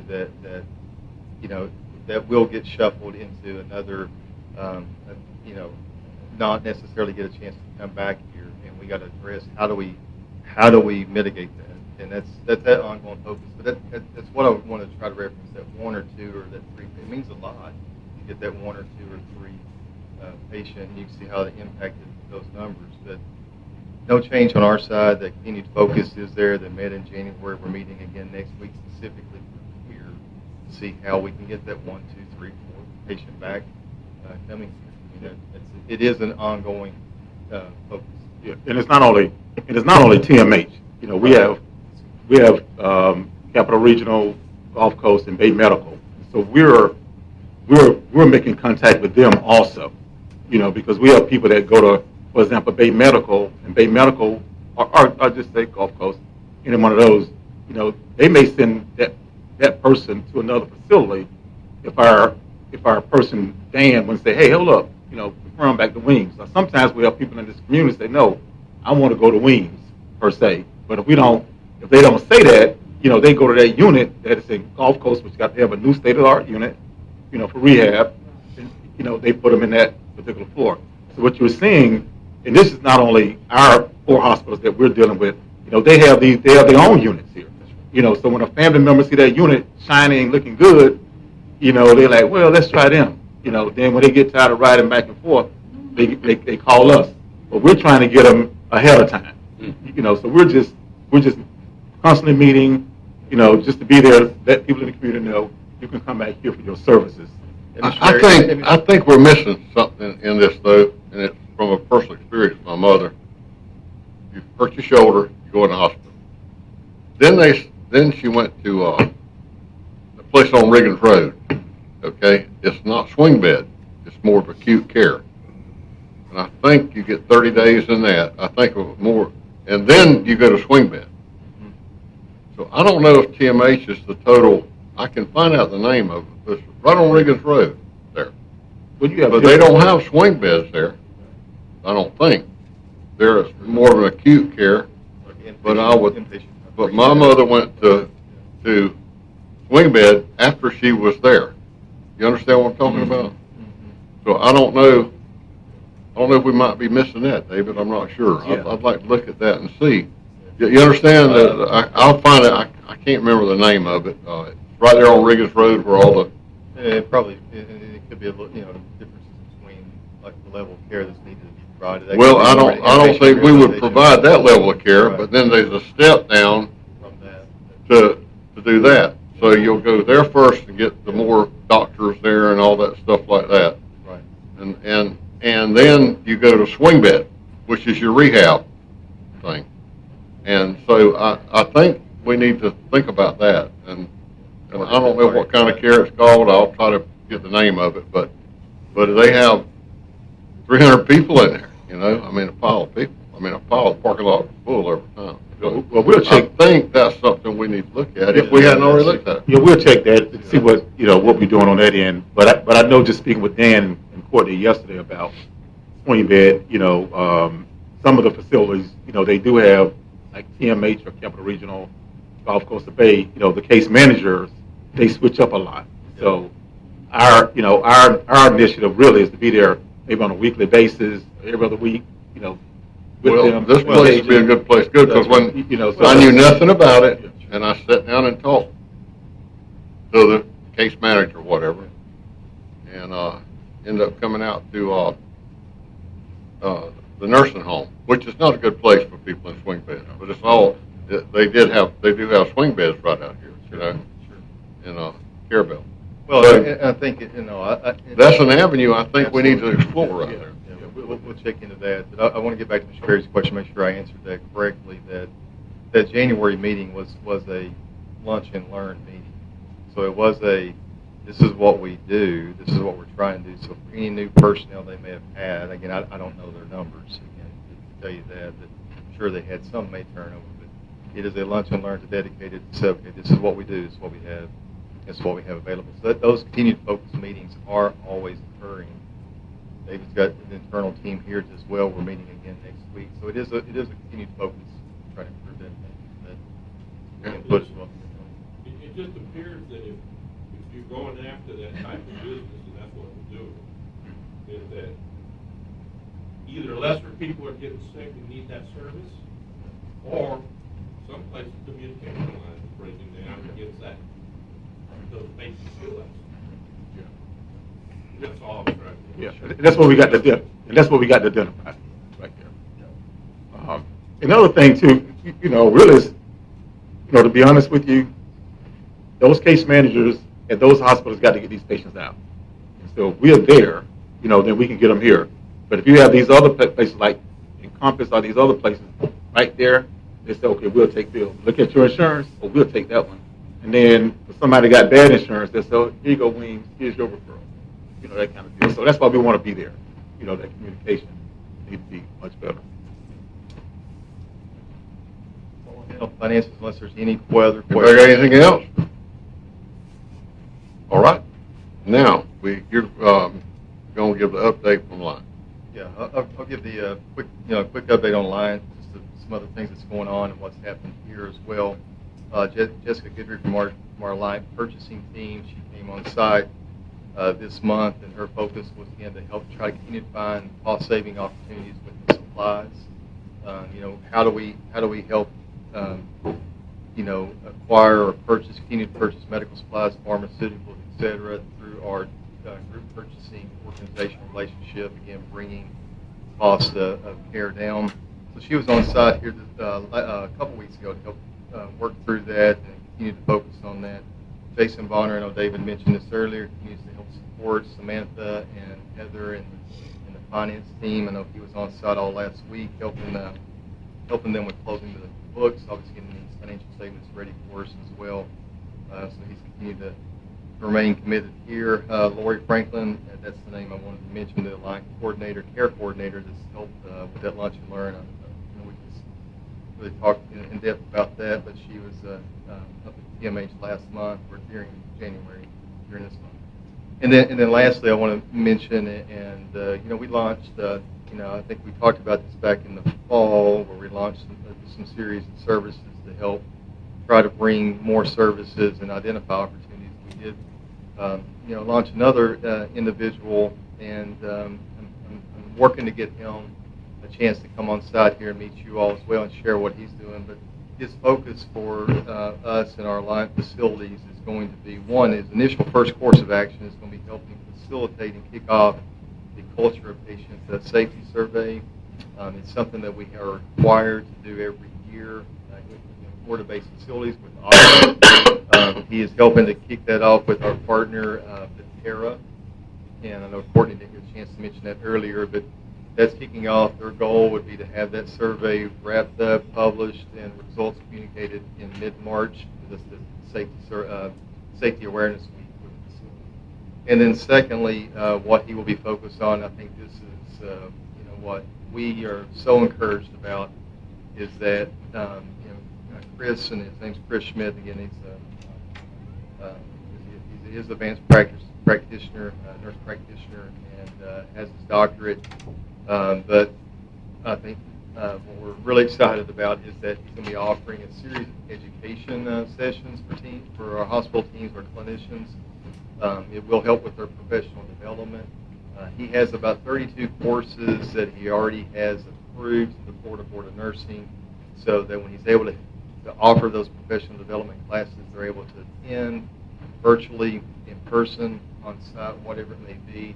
He's able to issue continuing education credits or what they would need to obviously continue to advance in their career and so forth. So he'll be issuing those. The 32 courses already approved. He's working with another colleague of ours in a hospital in Kentucky that actually is a board member in Kentucky who is part of the Western Governors University. It's an online education organization as well. So he's working with her and them to, again, try to expand those courses, but that's launched, and he's going to be working with Courtney and identifying their needs and so forth, and what he can help supplement their educational needs.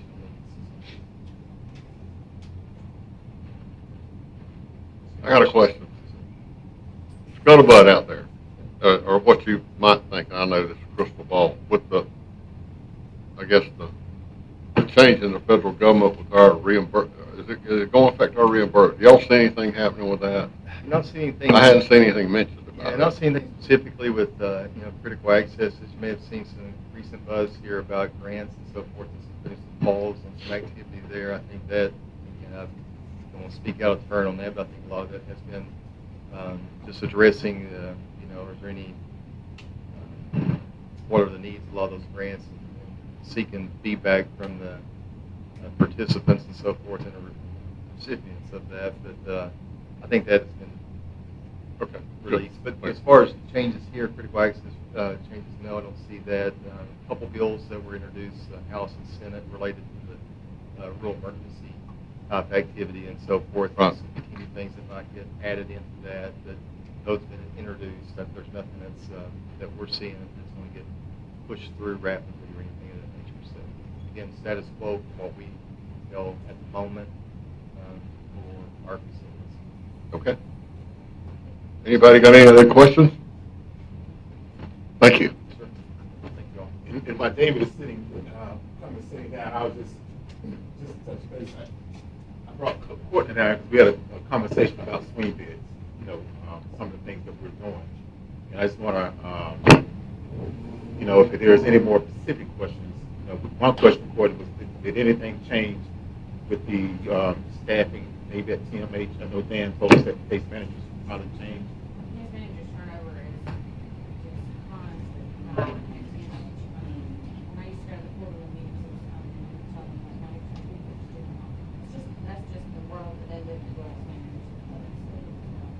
don't think so. I mean, I don't think it has anything to do with that. I'm not sure exactly what you're, as far as that, but, I don't think anything changes as far as case managers. We have a relationship, we talk to them, they business, and they email us in the morning, CMH does, and if we're on red, can you take some patients? They have done that twice this week.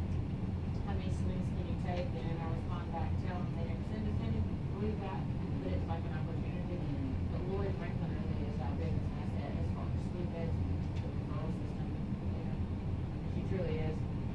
And we get most of our patients through that airport system. We do some through the emergency room, like, so we have 2 swing beds now. One of them actually came in and was admitted through the ED and changed. Oh, we have 2 now, right? We have 2 on the floor Good. right now that are swing beds. Good. Actually, I believe they were both admitted through the ED. These 2 were, one's on the island, one's on the college side. But, Courtney, I mentioned about Lori getting that lunch and learn with CMH case management team in January, and she mentioned that like with respect to there is turnover there on their side. I don't know the numbers, right? But you need to put a touch and reach to them. Possibly, this is what we do. This is what we do. yeah, and I've been to those lunch and learns, and Dan's been to one as well. We get up there, we make a presentation and tell them, so here you're sorry, and this is great, pick up 100% patients. So I've done all that myself and done. We weren't able to make the last one. Dan was actually working med surgeon. I think I was working with ER that day, so neither of us just go that day. Schedule was already out. Take 2 or 3 fruit baskets with you and hand them out while you're up there. That don't hurt nothing. I don't think fruit baskets are great, but I mean, I think they'd be happier if we had like donuts. Okay, fine. Take them. Red bagels. All right, Take you- them out. That's all part of our conversation Yeah, today. do it. Make sure it goes to each- Increase the checks we bring? Yeah. Well, we talked yesterday about that as well. You know, as our meeting, our swing bed meeting, about, you know, Dan having that ability to take some goodies up there to them, because it's all about showing your face. You know, when they have to get a person out, you know, they're like, oh, that's Dan. Let's call Dan. You know, and it's a work in progress. You know, we're not there yet. Some of our shirts, Weems shirt, you know, Yeah. anything like that. He's got an office full of things. He takes some videos every time he goes. I will say though, I truly believe their job is to move the patient, right? Right, So yeah. they're doing their job. You can't blame them. They're just moving it. Whoever takes them first, and that's just the way it is. Okay. You know, so I mean, we're doing what we can on our end. Yes, we can maybe increase the face-to-face contact and stuff. Otherwise, Lori's doing everything she can do. We're working with Lori and Luke Lori. But they're moving the patients in. And Compass 10 mile down the road takes them immediately because they're a huge facility and they have case managers, case workers too that we don't have. They're gonna move them. They don't care where they're from. I mean. Well, we do live in a small county, and I think one thing to look back, if we can, is see what patients were from here that didn't come here, maybe. Then they, you know, and they could be you know, that might be something to look at there. How do we miss them? Or maybe they didn't want to come here. You know, I mean, She may just get the new party system Epic, and we just, Ms. Walker and Dan and I were on that earlier in the week, and with that new system, we will gain the ability to any patient transfer there to log in and see clinical information on those patients. Not everybody is inpatient, but we can kind of a little bit closer follow the patients that we transfer there, so that which, anytime we transfer a patient within the swing, we send a name and get back information to Lori, and she follows it, but this will be Dan and I will. okay. This is the second time you have brought that up, Mr. Chairman, that we should follow up and find out why we didn't get that patient. And you brought that up originally when we got in-depth discussion about the swing bed. So, again, we're back to the same position. I once saw a situation where all the little simple thing was they sent a little vase of flowers to the people on a timely basis, just to keep the idea in their mind that that came from Weems. And it was set up with a florist that actually delivered them. We didn't have to do anything else.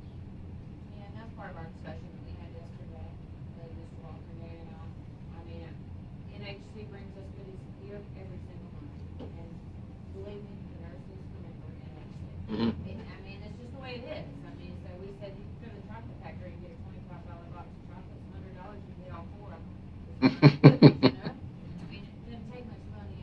Grease the wheels, grease the wheels. And the revenue that you make off these swing beds, you're more than paying for the. Sure. You're right. Yeah, you gotta, Continue to do it at yeah. least once a month. Yeah. And they do it, they will remember, oh, Dean's the one that always That's makes us exactly do what the they sweet treats or whatever. Right. good idea. Yep.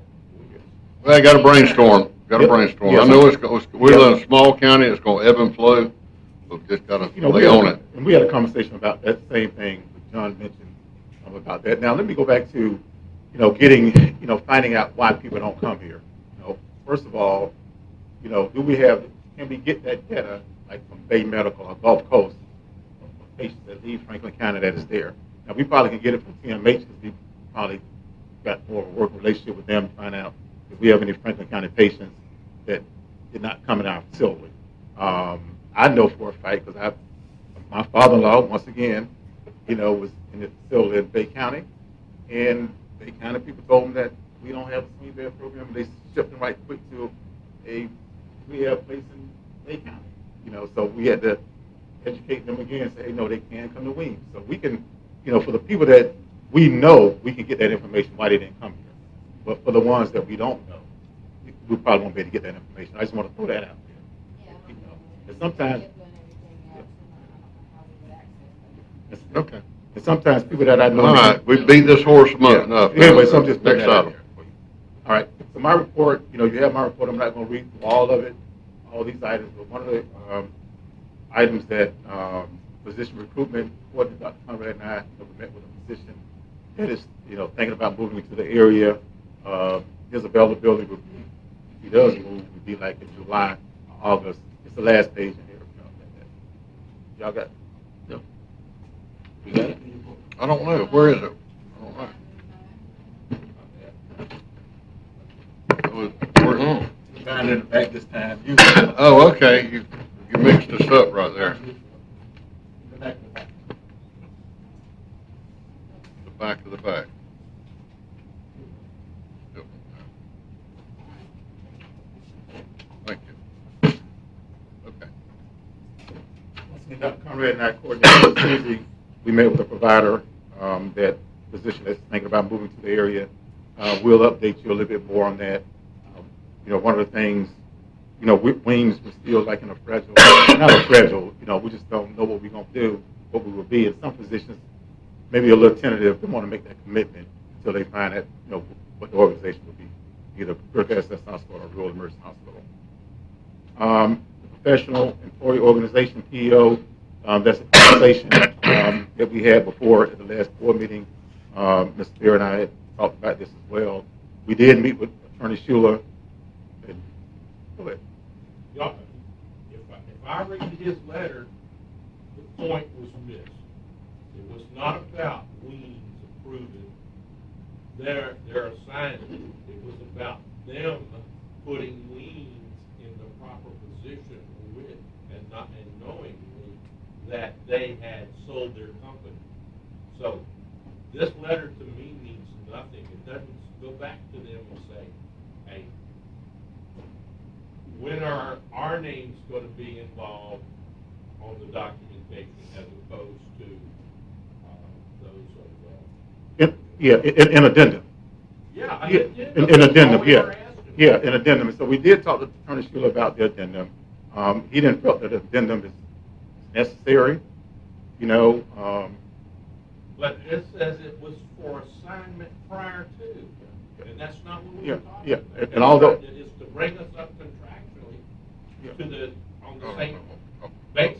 Yeah, and so, and so, and so DHR, let me just put it this way, so DHR did send DHR an email, this information, what Attorney Schuler sent them. So they have their legal counsel look at it to see if they need to do an addendum. Attorney Schuler felt like an addendum don't need to be done for this because we have an agreement with him. So that was his recommendation. And I can go back and clarify, Duffy, is that anything different from what I'm saying about the addendum? Well, this could be a moot issue depending on what Baker Tilly decides and whether or not they decide to take the employees out of the Yeah. PEO and make them county employees for benefits, et cetera, right? Yeah, it could, but it's just an addendum. We just want to say, okay, they merged. Should we have an addendum with them to name Decision HR as our PEO? So that was the question there. So That was the Yeah. key question. If this is a, are you giving, if you have to give prior consent, that's not what we Yeah, asked. yeah. So we'll go back and look at that again. I don't see where it's necessary. We've talked to him about the contract, he's okay with it, and I don't understand what we're talking about. The Okay. contractual law as far as bringing us current to this contract. In addendum. Well, I just talked to our attorney, and he's okay with it. Yeah, But it was the wrong question opposed to it now. I was. I understand what you're saying, but if you give the attorney the wrong No, question. it wasn't. you It, give the wait, wrong answer. no, it wasn't a wrong question. I asked him. I said, "Do we need to get an addendum? You know, a current addendum from DHR." Yeah, he said, no, we do not need to get an addendum. He said, "No, we That's don't." not what he said. He said we don't have to approve their consignment. Yeah, well, he sent that. But okay, well, we'll get that clarified with the attorney. So I'm not doing anything else with it. So, going down to Baker Tilly, Jim Rayleigh was here from Baker Tilly. He visited on January 16th and 17th. They're on track to do their final report to the county commission in March. They're also completing a revenue cycle in-depth evaluation, and in addition to determining from the county commissioners if Weems employees be county employees. So they're doing that, and one of the things with that is the retirement. You know, looking at the retirement for the hospital employees, especially EMS. Heather, back there, she's been working with Baker Tilly. She's been doing a whole lot of work with them. You know, all our staff. But I really want to just thank Heather because she really has been really working with them a whole lot in that area. So once we get that information back from Baker Tilly, they'll present it to the county commission one-on-one. Then they'll probably do a report. Then we'll find out what the deal is. Either critical access hospital, rural emergency hospital, and then what would the cost be to bring the employees part of the county, under the county umbrella. On that Baker Tilly report, were there any questions or anything come up that we should be aware of? No, well, In their findings, I mean. well, they hadn't found anything yet. They're still doing research. You know, they're doing the data mining, but they haven't. You know, they're in the fact-finding phase. One of the things they looked at initially was the staff. You know, the EMS staff. You know, what would that look like if EMS become county employees? We did look at the overtime rate. You know, with EMS. You know, because you have to take all those calculations in, the cost of your salaries. You know, when you begin to do the math for that retirement part of that. But we don't have a document yet what they finding. You know, we did talk about, you know, REH and Critical Access Hospital. I think from them, you know, it's going to come down to how do we look at REH, if we're going to come out $2 million or $1 billion positive, you know, going REH. You know, the county will have to make a decision. You know, then if we come out even or we come out better, and where we are now, you know, they have to make that decision. But they haven't, right now, nothing has been finalized, any kind of report. We're just talking out loud. I was at the board meeting when he gave the update. He said nothing. I mean, that was it. Exactly right. Yeah, I mean, he didn't say anything, you know, I mean, he said nothing, which is okay. I Yeah, mean, we all heard that because they don't have anything yet. You know. yeah, we don't have anything yet, you know, no recommendations, which I don't blame them. They're not through. Yeah, then you got, now, our audit should be finishing pretty soon. And we've had conversations, you know, about this, is that, you know, they may want to make sure they got the audit, you know, as well, to look at that, you know, before they make their decision. I'm just thinking, I know John and I talked about that before, but, you know, so they don't have anything concrete. We're just talking out loud. Oh, you yeah. know, really, you know, what it would look like. The numbers come out. Well, I mean, I think you gotta look to it and the political change that's happening. I mean, in the future of REH and what's gonna happen, there's a lot of things continuing to evolve and move. We don't know. Yeah, so that's something that we all be keeping our ears to, but we don't have anything final If they send me a final report, they're not gonna send me a final report, they're gonna send it to the county. But at least they'll talk with me, We don't need to sit here and that kind of speculate thing, on a but- bunch of stuff that we don't know nothing. But they'll let us know that. The IT risk assessment is underway. When that is finished, we'll have the company come, we have a closed door session, they can give the IT report to that. Are we assuming that that's going to take care of any notations on our Oh, yeah. fiscal year-end financial yeah, statement? Yeah. This is way beyond what the audit said we had to have. I think this company will go way beyond that, so they'll take care of that. And once the audit is completed, we'll have Brian Hall come back and give y'all an update. And what I also want, we're also completing our cost report. And we want to get, I think it'd be a great idea to get the cost report people here, just to tell you what is the cost report, give you a high level. Now for y'all financial people, you may have more questions you may can ask on the side with that. But we'll have them come and give an update on what that means, things like that. And by the way, that'll be October and December, and we're looking at maybe probably March is maybe. Yeah. Right, Okay. so it's right around the corner. Yeah. And hopefully the audit and the cost report in that way is more current snapshot of where we're at. So you have the audit, cost report, Baker Tilly, all of that will come in line, and hopefully, we'll. Oh, yes. Say your team is Yeah. all the executives. Yeah, and then we have the HRSA audit. I'm stuff ready for finished them to too. quit. So we have a whole lot of stuff that we're doing. There's a whole lot of stuff behind the scenes that happens in this hospital, very small hospital that we're doing as well. And that's all I had, for that. Like I said, I'll be available by email or phone if you need me. But I want to just thank all of you for your time and effort, because I know this is a volunteer board. We appreciate what you're doing here for the community. Okay, thank you. Anybody, any other questions? All right, other business, any board members got anything? Go ahead. Oh, that's right, I'm sorry, we need to have an update on the foundation, I'm sorry. He forgot all about me. I'm right next to him. Well, James took my thunder. We did deliver two AEDs to the police department here in Apalachicola, and we are looking at putting some out in Alligator Point, Carabel, Lanark, and missing somebody, East Point, I think. So we are moving forward with that. That's the foundation's gig, and we've got them, and we've got also the housing units that they go into. So if the ones are like the police department, they go into the cars, but if you're going to have it at a stationary location like a post office, you need the box that it goes into and stores it, and we've got those as well. So, and Craig, maybe I can get your help getting some of those out of my garage.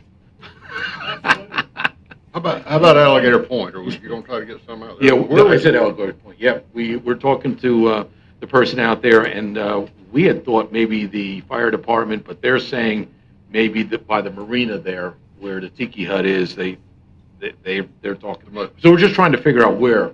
John, Alligator Point, where would be the best place, the most high activity, and I guess you have to get to that within a couple of It minutes. would have to be in some place that would stay open, Yeah, so that it could be accessible. John, out at Alligator Point, put one of the, I put one at Tiki Place. Tiki Place, That's the marina.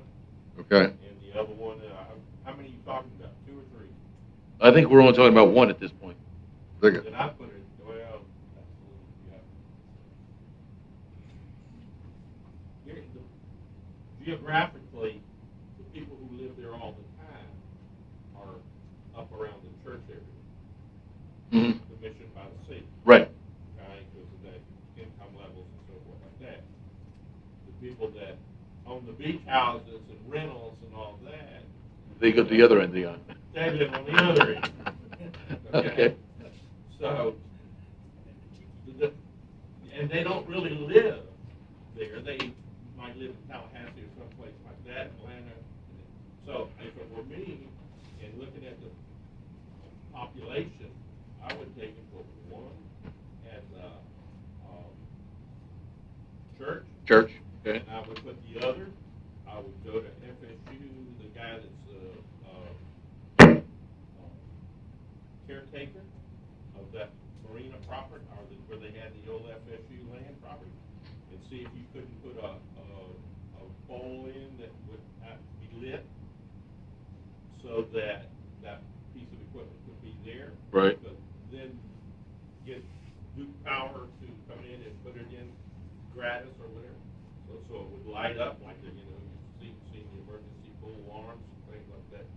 Put it there, and then you have equal access to 2 spots for everybody on Alligator. Okay, we'll take that under advisement. The other thing the foundation is doing is they're looking for a new location for the gala for next year, or for this year, actually. The Armory is not available. They will be doing a renovation on the Armory, and they will not be available to host in November for us. We are looking and went out to the plantation, to the clubhouse, and that may be an option a little further removed from Apalachicola, but they've got a nice location out there in the clubhouse, and we may be able to access them for next year's event. So we're still trying to find a home for the event, but that looks like that's the leader so far. That's all I got. The, Have y'all looked at, is there any prohibition they using like the gym or something like that at the high school? My understanding is the gym at the high school is very large, probably larger than our needs. You could always, put the dividers on. Yeah, I mean, it's a possibility. You got parking, you got security, you got everything else around. Yeah. Thank you. we had a Ducks Unlimited at the fish camp. What's the name of it? Yeah, Bay City Lodge. That's a pretty large. How many people would that hold? We had Not about like 60. that. Huh? Yeah, not like that. It won't. Okay. All right. We had about 60 there for our first Ducks Unlimited. You know. Okay. Just a thought. Thank you. Ooh. So they're going to be renovating. Yeah, Okay. that's my understanding. They're updating the electric because there's not really that many outlets in No, that it's place. not there. And they're redoing the floors, my Good, understanding, good. painting, that kind of thing. Good. And Mr. Chairman, I forgot to mention that the Martin Luther King Advisory Committee, they did a list of honorees in different categories. They did honor Weems Memorial Hospital in the economic impact category for the years of service, keeping people employed here in this county. Okay. Well, good. So we got a plaque out there in the front. Okay, good. Walking out, you can see that. Very good. We'll look at that. Thank you. All right. Any other board members? Kristen, I believe you wanted to address the board.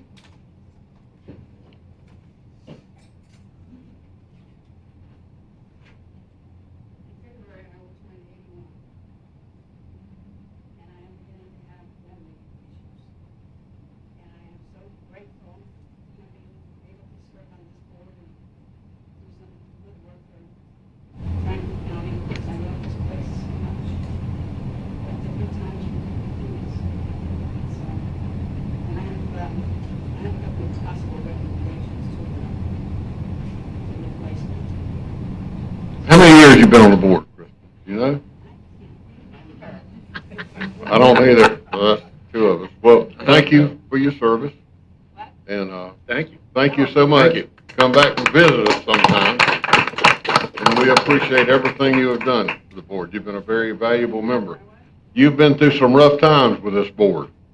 Well, And we, I might not be able to read a spreadsheet, but I can make it. I know, I can make a motion. you have an opinion. That's nothing. So Thank you Chris- very much. So Chris, we want to thank you for your service and your help. And so we'll reach out, to Michael Marone and Commissioner Amison as to points for her district. But thank you again, Chris, and we greatly appreciate you. Okay. Anybody else got anything? Meeting adjourned.